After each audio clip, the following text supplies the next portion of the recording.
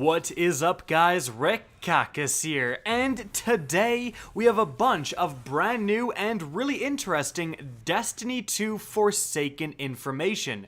Now, this information comes from GameInformer. They are lucky enough to have snagged exclusive content for Forsaken for the month of July, and they're doing a fantastic job reporting on this information, and there is a lot of stuff coming out of there. They're going to be linked in the description down below, but today they released a feature video talking about the Tangled Shore. Now, the Tangled Shore is one of two locations coming with Forsaken, the other one being the Dreaming City. Now, in the last video, we talked a little bit about the differences between these two areas, but essentially, the Tangled Shore is going to be where the campaign of Forsaken takes place. This is going to be where you're fighting the Scorn, and it's going to have its own set of adventures, lost sectors, even public events. As opposed to that, we have the Dreaming City. The Dreaming City is its own large location, apparently the size of Nessus, but the Dreaming City is meant for the end game. Firstly, it doesn't have anything to do really with the campaign. You will go to the Dreaming City after the campaign and then begin to do end game activities there. For example, the new raid is located in an area called the Keep of Voices, located in the middle of the Dreaming City. And this location will also change over time. There's apparently going to be a 3-week cycle where the Taken infection starts to grow and grow, and raiders will apparently have an influence on how this location changes. But today we're mainly focusing on the Tangled Shore, as it was the GameInformer featurette. So it showcased a bunch of new lost sectors, but it also showcased, and the first thing we're going to talk about with this new information is that we got brand new gameplay with some of the new supers coming in Forsaken. So, for those unaware, all 9 of the subclasses are getting new supers, and these are coming in new perk clusters, new attunements, new codexes, new ways, depending on which class you choose. And so you're getting a brand new super choice, and you're also getting a new melee ability and new perks. Now, we've gone over all of these in a separate video. If you haven't seen that, absolutely check it out. It's a ton of information, but we haven't really seen gameplay of some of these supers in action, aside from maybe a couple of seconds in the revealed trailer. So, let's first talk about the gameplay of the brand new Stormcaller Warlock. This guy, instead of having tickle fingers, he's actually going to shoot out this massive laser, and this laser is just going to go straight exactly where you point it, and anything in that beam is going to be damaged. Now, something interesting about this super is that you can cut it off early. If you kill an enemy and then want to preserve some of your super energy for the boss, you can do that. You can cancel it, and again, it won't eat up all of your super energy in one usage. That's actually really sweet. But we see that super being used here against this public event boss. Now, something interesting about the public events is that the Tangled Shore actually has its own unique public events. In fact, that's what you're seeing right here. It's a pod from the Prison of Elders that has fallen down, and you have to defend the pod, kill the enemies trying to rescue their leader, and then their leader eventually does escape and cause havoc, and that's what the guardians in the background are attacking. Again, this is unique to the Tangled Shore. The Dreaming City will have its own unique public events, which is really sweet. But the new Stormcaller super against the boss looks like it's doing decent damage. It's definitely not blowing my mind, but it's kind of hard to tell how much damage it's doing. We do have an Arc Strider, which is traditionally unreal against DPSing bosses like this, and even though the Arc Strider only gets a few hits in, I think they're trying to show off the new Whirlwind Spin super, which is another new super. It basically makes it so that if you choose that set of perks, when you do your defensive guard with your Arc Staff, it'll spin around and deflect projectiles. Again, it's not really being used to full effect here, it's just being used to show it off.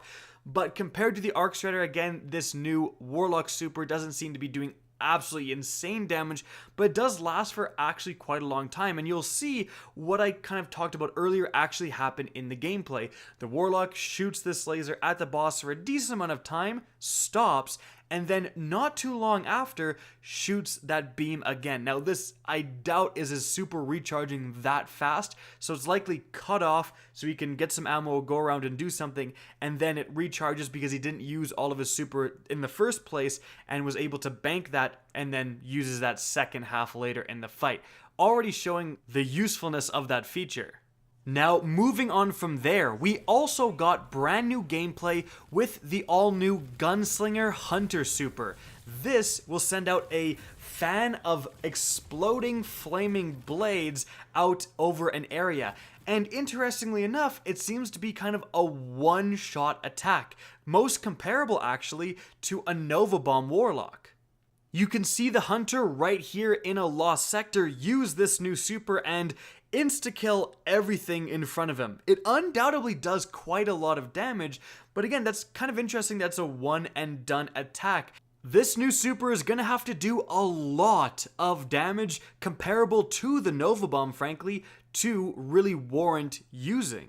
Now, we then have some more gameplay in the new Lost Sectors and some more usages of this new Hunter Super. But let's talk about these Lost Sectors for a bit, because they were kind of the focus for the GameInformer feature. So, the Lost Sectors in the Tangled Shore for Forsaken have apparently been revamped, in the sense that there's a little bit more going on. Some of the examples that we can see right here are, well, number one, a Lost Sector called the Saloon, which is apparently a fallen, nightclub. You can see kind of a DJ booth, almost, and then there's kind of a dance floor over in the middle. At least that's what it appears to be, and Bungie did mention something akin to that before, so that's certainly unexpected. Another example is a fighting ring. We see the player go through all of these cages with different animals and creatures in these cages, and they put them together in this pit. You interrupt that and of course, fight in this pit yourself and then eventually fight the boss. That's a little bit more cool than just going into a cave and there's a guy in there for some reason. Now, with all of that being said, I think the general consensus between Destiny players is that Lost Sectors are cool and all, but no one really does them because the rewards just aren't there. They're not worthwhile in their pursuit for loot.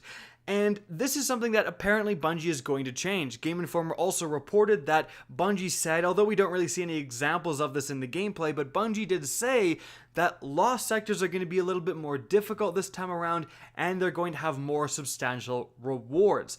All they really need to do is have some unique Lost Sector weapons, somewhat akin to the Escalation Protocol weapons, in the sense that you have these powerful, desirable weapons locked behind a certain activity and rewarded rarely. You do that with loot involving Lost Sectors, and Lost Sectors are relevant again. Now, the last thing we're going to talk about in today's video, and speaking of activities to do in these new Forsaken locations, is Escalation Protocol. Now, Escalation Protocol was introduced with Warmind, and it's a pretty popular activity, mainly because if you do manage to get 9 people, it's a ton of fun. But the rewards are out of this world. All 3 of the Escalation Protocol weapons are very, very viable. And it looks like Escalation Protocol, or at least a version of that, is returning with the Forsaken expansion. Number one, we have this earlier small clip of gameplay from another GameInformer video that shows a player in some sort of event, and we actually see the exact same green symbol used to represent Escalation Protocol right now. On top of that, we have symbols underneath representing different waves culminating in a boss fight. Well, this new wave-based activity is started by just going around the world and opening loot caches. These provide offerings that you take to a place called the Blind Well. And then it's going to start this, again, wave-based activity. Bungie compares it to Court of Oryx, Archon's Forge, and Escalation Protocol. So it's not exactly the same as Escalation Protocol on Mars. It's going to be a little bit different, but still waves of enemies leading to a boss fight. And apparently, during the Blind Well activity, the entire area gets shrouded in a taken gas. except for the areas you're allowed to fight. And as you work your way around, you get more space to fight. This culminates in a boss fight. So essentially, you're going to have this small area that you have to just fight all of your battles in, and then as you move on, as you kill more enemies, it's going to expand and expand and expand, and then there's going to be a massive boss fight. Sounds pretty darn sweet. Again, the main thing here is whether or not rewards are going to be tied to this activity and they're going to be worth it. And so guys, that is really it for the main information about Forsaken that came out today. I hope you enjoyed the video and found it informative. If you did, please remember to help me out by simply rating and especially sharing this video. If you guys want to see more Destiny 2 content similar to this, don't be afraid to slap that subscribe button. And if you guys want to get in touch with me and keep up to date with the latest channel activity, the best way is to follow me on Twitter at RickCacus. That's linked in the description down below, as is my Twitch channel, which you can also follow. Again, I hope you enjoyed the video, and as always, have a good day.